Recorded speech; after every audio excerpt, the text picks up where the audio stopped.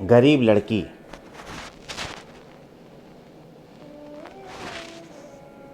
चाहे गर्मी हो या सर्दियाँ, वसंत हो या पतझड़, आलिया हमेशा फटे कपड़े ही पहनती थी। उसका कोई घर नहीं था, उसके कोई माता पिता नहीं थे।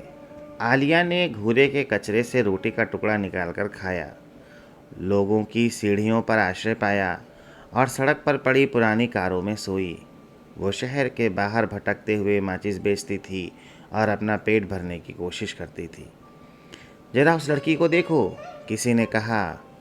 वो फूल या माचिस क्यों बेच रही है? लेकिन अब माचिस की किसी को ज़रूरत नहीं थी।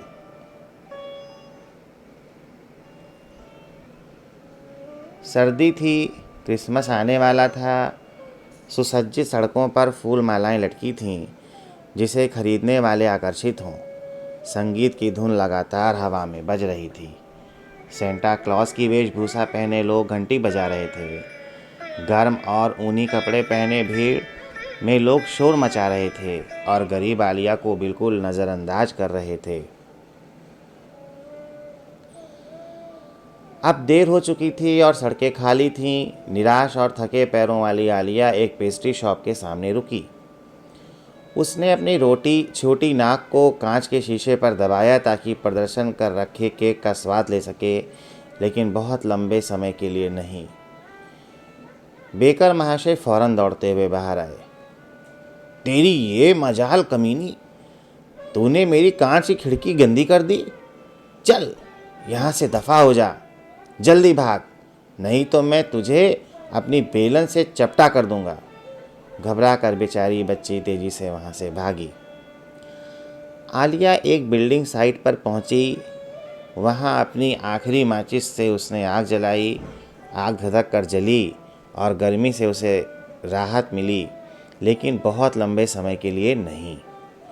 अचानक सायरन की आवाज़ से सन्नाटे को तोड़ा। तुरंत आग बुझाने वाली फायर ब्रिगेड की गाड़ी वहाँ पहुँची। आलिया फिर वहाँ से दौड़ी। उसकी परछाई रात के अंधेरे में घुल गई। भूखी प्यासी आलिया बहुत दूर नहीं जा पाई। उसकी ताकत धीरे धीरे कम हो रही थी और अब उसके कमज़ोर शरीर में शक्ति नहीं बची थी। सांस लेने, हिलने डुलने, यहाँ तक कि चलने की भी ताकत उसमें अब नहीं बची थी।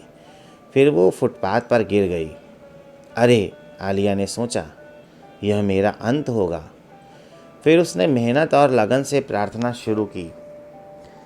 कृपया मुझे कुछ और समय जीने दें, कम से कम केक का स्वाद तो लेने दें और गोश्त का एक टुकड़ा ज़रूर चखने दें। काश कोई मेरी बात सुने, कोई तो मेरी प्रार्थना सुने। आधी रात हो गई थी और चर्च का घंटा लगातार बज रहा था। फिर बिजली की चमक और गड़गड़ाहट से आलिया की आँख खुली। फिर कुछ क्षणों के बाद एक बड़ा जन्मदिन का केक उसके पैरों के पास पड़ा था। वो फुटपाथ से केक के टुकड़ों को उठा रही थी, तभी वहाँ भुने गोश्त का एक थाल आया। एक मुलायम कंबल और एक बैगनी मफलर नीचे आया और उसे आलिया ने अपने कंधे के चारों ओर लपेट लिया। कोई ज़रूर उसकी प्रार्थना सुन रहा था। आलिया की इच्छाएं पूरी हो रही थीं। धीरे धीरे अन्य पकवान उसके सामने आ रहे थे। एक तिपहिया साइकिल उसके पैर के पास आकर रुकी। फिर कुछ देर शांत रही, लेकिन लंबे समय तक नहीं। दोबारा बिजली चमकी और तेज हवाएं आवाज़ हुई। फिर उसकी प्रार्थना बड़े जोश से रंग लाने लगी। बादलों के झुरमुटों से तमाम चीज़ें नीचे गिरने लगीं। वो चीज़ें जिन्हें आलिया ने कभी चाहा था, वो सब अब आसमान से गिर रही थीं। उससे ज़मीन कांपने लगी। स्ट्रीट लैंप भार से झुक गए। बेकर और उसकी पत्नी अभी भी जाग रहे थे और दिन के पैसे गिन रहे थे। गड़गड़ाहट और बिजली चमकने से महाशय बेकर ने अपने दरवाजे से में बाहर झाँका। गजब, वो चिल्लाए, आसमान से तमाम बेशकीमती सामान बरस रहा है। फिर अपने लालच में वे कुछ कीमती सामान को घर में लाने के लिए बाहर दौड़े। तभी स्ट्रॉबेरी जेली भारी मात्रा में नीचे गिरी और उसमें बेकर की चीख की गूंज दब गई। सुबह का समय, आसमान साफ हो गया। तब तक आसमान से गिरा सामान 37 फीट ऊंचा ढेर बन चुका था। आलिया बिना किसी एक खरोंच के उसमें से बाहर निकली। मेरी प्रार्थना क्या रंग लाई, उसने सोचा। तभी साइकिल पर तेजी से एक डाकिया आया। साइकिल के पहिए मुरब्बे के फूल से फिसल गए। फिर वो एक बड़े टेडी बियर भालू से जाकर टकराया। मदद करो, मुझे मत काटो, डाकिया चिल्लाया। डरो मत, वो बस खिलौने वाला टेडी बियर है, आलिया ने कहा, और फिर उसने डाकिया के उठने में मदद की। वो बड़ा भालू जरूर चिड़ियाघर से भाग कर आया होगा। वैसे यहाँ इतना ऊंचा पहाड़ क्यों है? ये सब क्या है? ये सब मेरा है, आलिया ने कहा। मैंने इसके लिए प्रार्थना की थी और फिर कल रात वो आसमान से बरसा। बात बस इतनी सी है। पर मुझे एक बात बताओ, तुम इस सब सामान का आखिर करोगी क्या? इससे पहले कि चीज़ें खराब हों मैं उन्हें लोगों को बांट दूंगी, आलिया ने उत्तर दिया। उस हालत में मैं शहर के सभी लोगों को इसके बारे में बताऊंगा, पोस्टमैन ने कहा, और उसने वो किया भी। फिर शहर के हर कोने से लोग आए।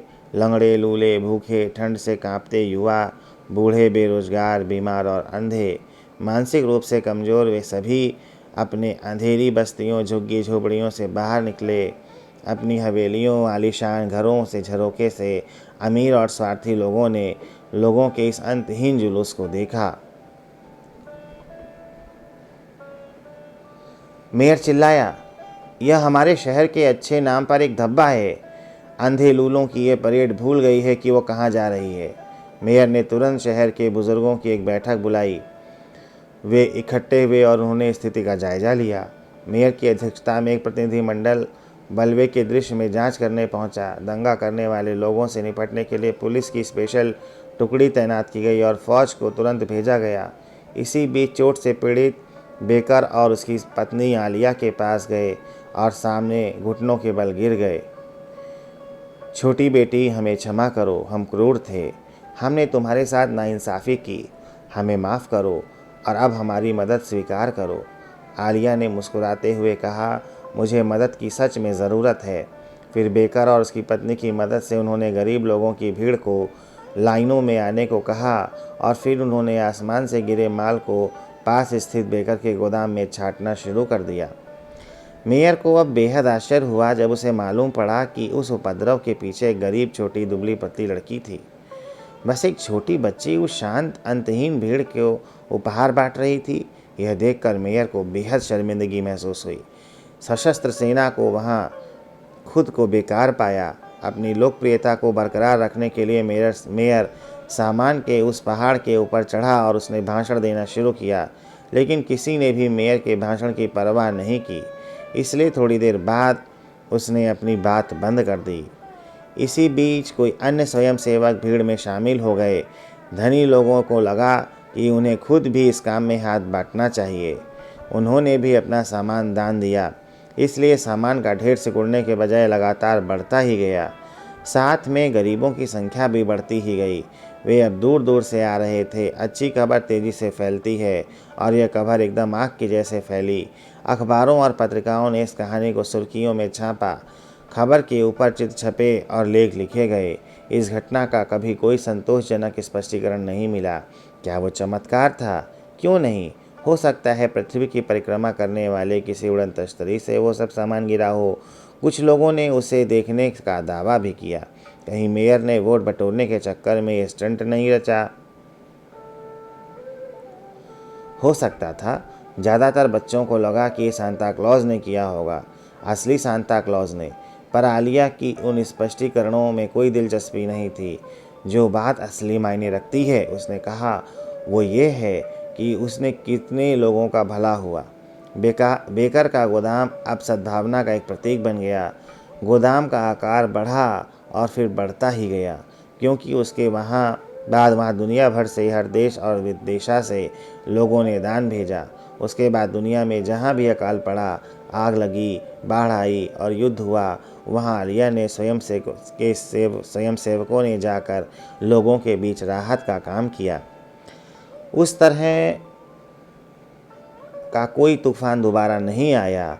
वैसे अब आलिया अपनी NGO world foundation of matchless light की मुखिया है। उसने दोबारा किसी चीज़ के लिए प्रार्थना नहीं की। वो अब पूरी तरह से खुश है। अब जब कभी तूफान आते हैं तो ज़्यादातर लोग अपने अपने घरों में छिप जाते हैं, पर आलिया तब अपनी छत पर जाती है और बादलों के हाथ हिलाकर अभिनंदन करती है। धन्यवाद।